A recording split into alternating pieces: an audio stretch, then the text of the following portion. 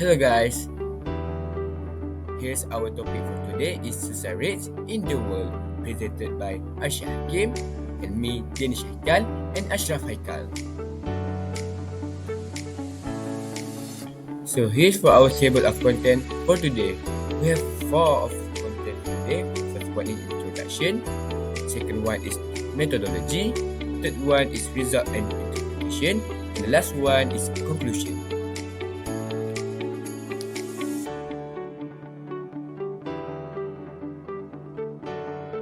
First, let's go through the introduction. 1.1 Background of Studies. In recent years, global suicide rates have been on the rise, and understanding the multifaceted factors contributing to this phenomenon is crucial for intervention.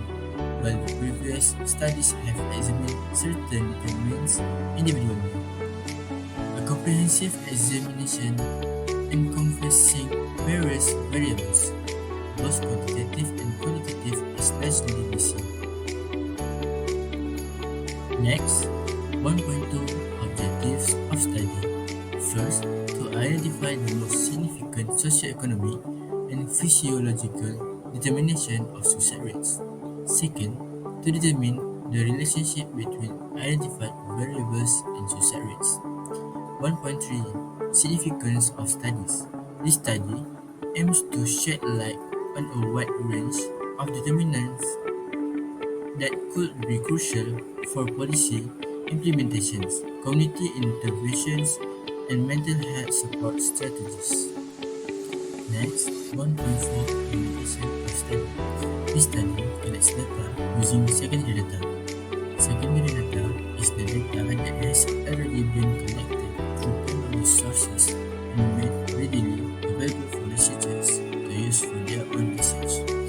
It is a type of data that has already been collected in the past. The researcher may have collected the data for a particular project, then made it available to be used by another researcher.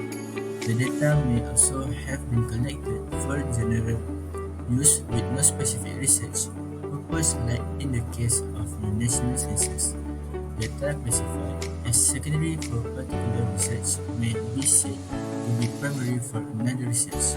This is the case when data is being used, making it primary data for the first research and secondary data for the second research it is being used for. Next, I'm gonna talk about the methodology. Methodology have three methods, which is variable, type of variable, and level of measurement. Variable for suicidal attempts is independent variable. The type of variable for suicidal attempt is quantitative variable, and level of measurement for suicidal attempt is interval data. Variable for suicide rate is dependent variable. The type of variable for suicide rate is quantitative variable, and level of measurement for suicide rate is interval data. Next is the second method, which is graphical technique. Variable X is suicidal attempt, while variable Y is suicide rate.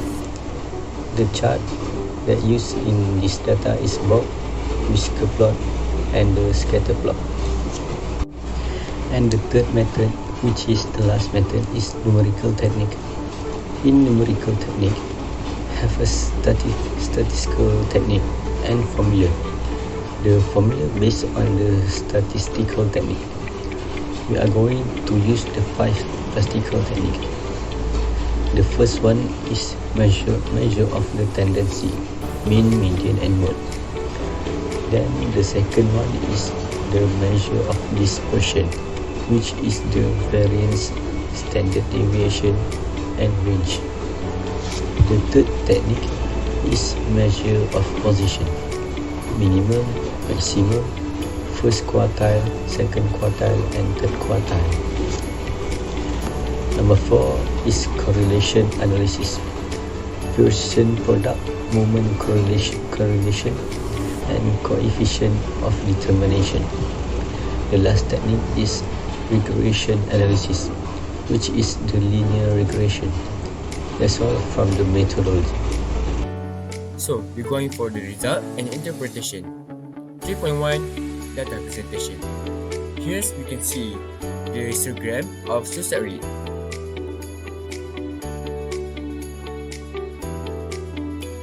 So for the interpretation, the data set explores the suicide rate consisting of 200 observations with no missing values.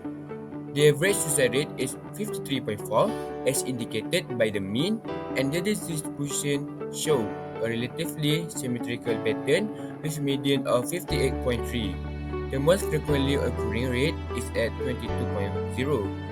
The data exhibits a notable variability with a standard deviation of 26.3, suggesting a wide spread in suicide rates. The skewness of 0.016 indicates a near symmetric distribution, and the range of 90 reflects substantial variation between the minimum 10 and the maximum 10 rates. Percentage reveal that 25 of the observation have a suicide rate of 27.5 or lower. 50% percentile have a rate of 56.3 or lower, and 75% of percentile have a rate of 76.4 or lower. This comprehensive analysis provides insight into the center's tendency, variability, and distribution of suicide rates within the dataset, laying the groundwork for further exploration of potential patterns of factors influencing these rates. So here's for data presentation for gender variable by using a pie chart.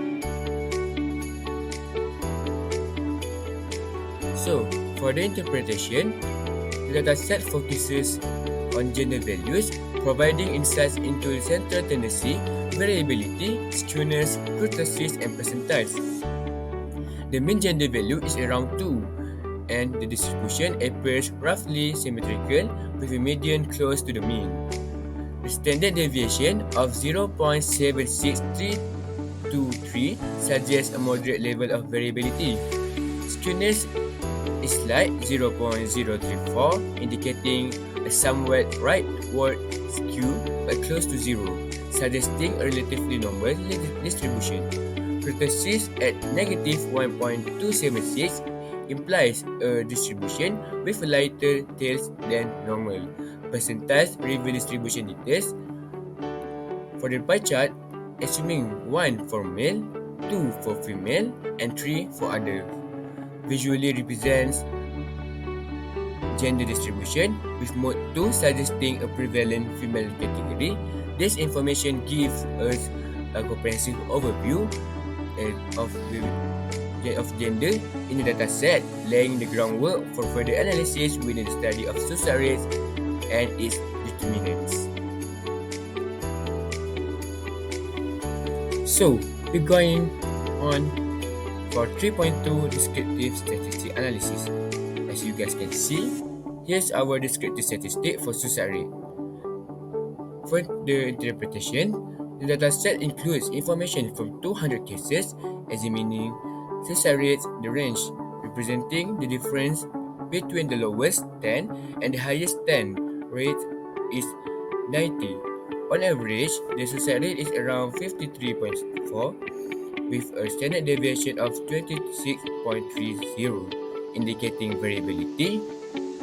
The distribution is nearly symmetrical with a slight rightward skew, and all 200 cases have complete information. This dataset forms the basis for studying the impact of socioeconomic and psychological factors on suicide rates.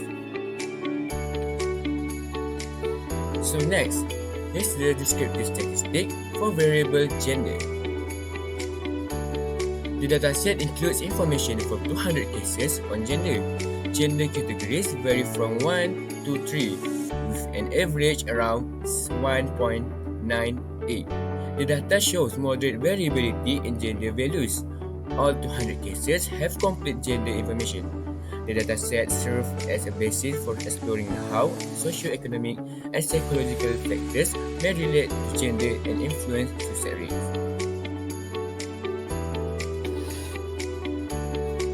let's go for the 3.3 correlation and regression analysis. So, for our dependent variable is suicide rate and the independent variable is suicidal attempt. As you guys can see at the right for our correlation.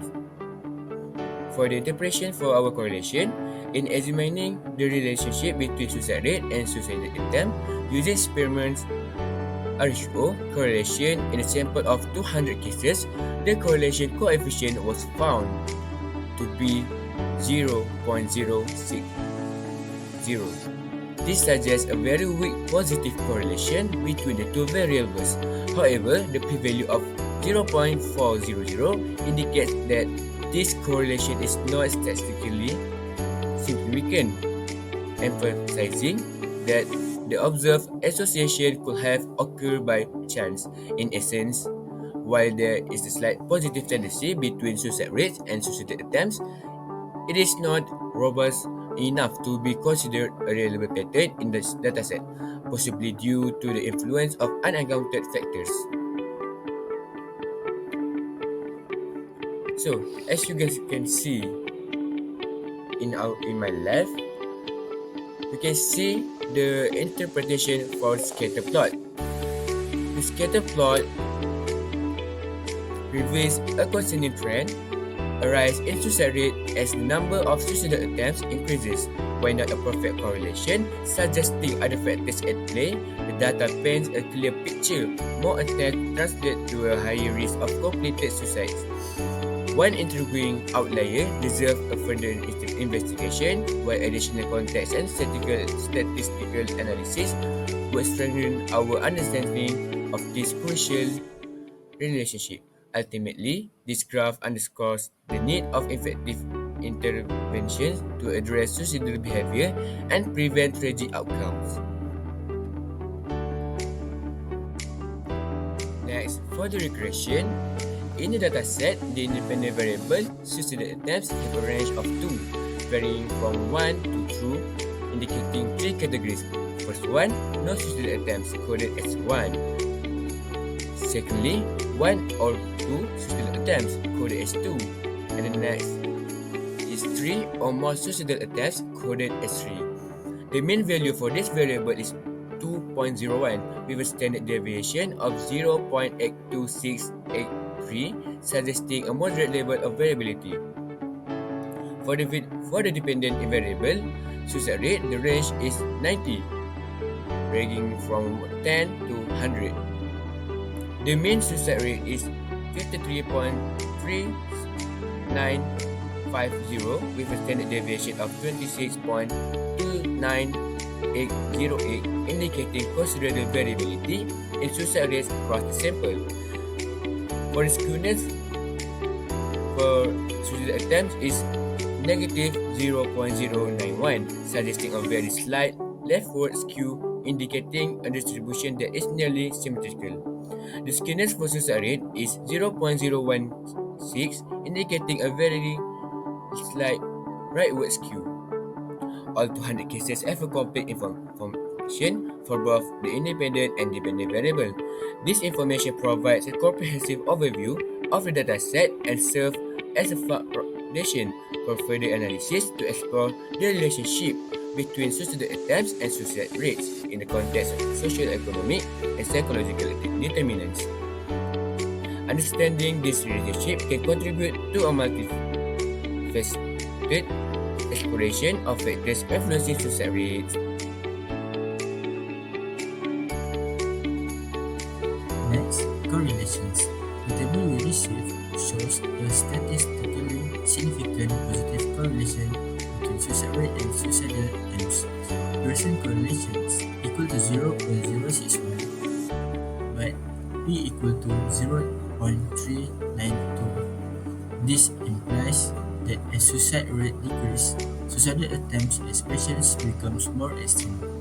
However, the correlation is strong as indicated by the absolute value of the correlation coefficient that shows 0.061 being closer to 0 than 1.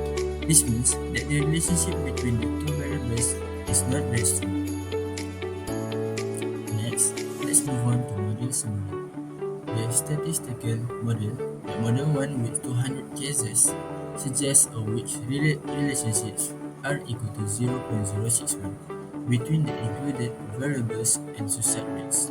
The model explains only a small portion, 4% of the variance in suicide rates, and the negative adjusted R-squares implies limited suitability. The standard error of the estimate is 26.31456, indicating the average deviations between observed and predicted values. Overall, the model might not be robust, and exploring additional factors of alternative models could enhance understanding. For the next one is coefficients. The constant in the model is 49.504, meaning it's the estimated starting point when all other variables are zero.